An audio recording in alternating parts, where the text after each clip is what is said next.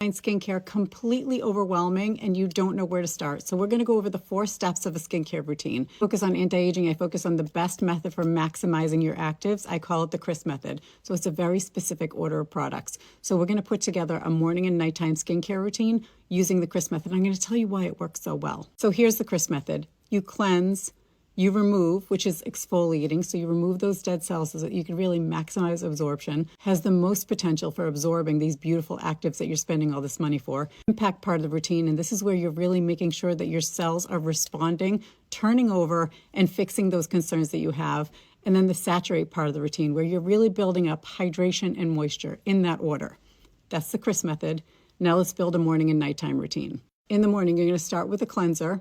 You're going to follow up with a simple exfoliant. It could be a pad. It could be an exfoliating toner. It's something that's really going to loosen up those bonds and potentially bring down the pH of your skin, which is really going to weaken your barrier a little bit so that you can get those actives to really sneak in and get to that second layer of skin where they're going to make the impact. Morning, at a minimum, you're going to want a vitamin C and a peptide in your routine. For true anti-aging, you need at least those 2 things.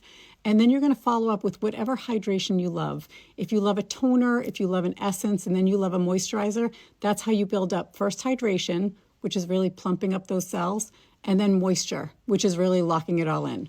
And that is how you build a morning routine. Now, let's build a nighttime routine. Probably going to double cleanse because you have makeup to come off and you have environmental factors that really smacked your face all day.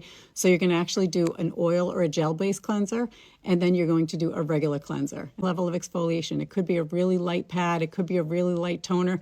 It doesn't have to be anything abrasive. Something that's just helping your skin get ready for those actives. You want to do a retinol. If you use exfoliation, do a lighter retinol. If you feel like you can't handle both of them, skip your retinol altogether or skip the exfoliation altogether. But make sure you're managing just to your tolerance. Some sort of retinol, or tretinoin, and a peptide.